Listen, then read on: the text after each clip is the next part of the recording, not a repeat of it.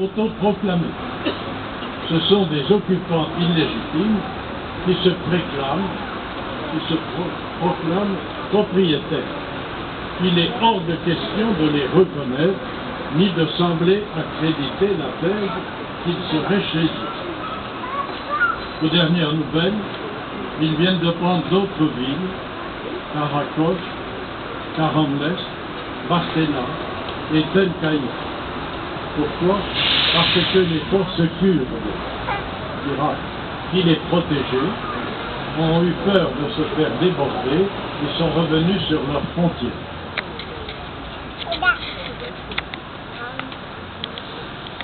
Devant cet état de fait, des chrétiens, contre leur gré, sont tentés de partir. Or, des députés chiites et des députés sunnites leur disent: vous devez rester et nous avons besoin de vous, des chrétiens, pour reconstruire notre pays. Oui, les chrétiens d'Orient permettent un dialogue, et sans eux, qu'adviendra-t-il de l'Irak multiculturel? L'an prochain, nous célébrerons le centenaire du génocide arménien, et nous assistons aujourd'hui, en bien des endroits, à des attitudes qui s'apparentent à ce qui s'est passé à l'Orient. Restons donc ensemble et vigilants, car aujourd'hui, ils rejettent toutes les minorités. Les yézidis sont mal vus des Kurdes et ils sont aussi les victimes visées par les forces de cet État islamique autoproclamé.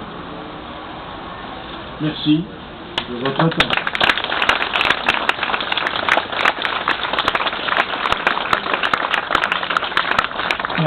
Maintenant, la parole à Marie-Hélène Bourdier, présidente du Mouvement de la Paix.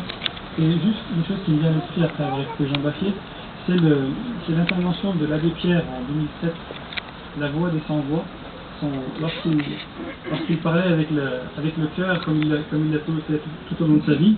Et je vous invite, si vous avez un moment, à regarder sur Internet cette vidéo, La Voix des Sans-Voix et le discours de l'abbé Pierre, qui rappelle un peu ce qui se passe aujourd'hui et qui donne cette vision de l'homme qui croit et qui voyait de manière très claire ce qui se passait. Marie-Hélène, présidente du Mouvement de la Paix.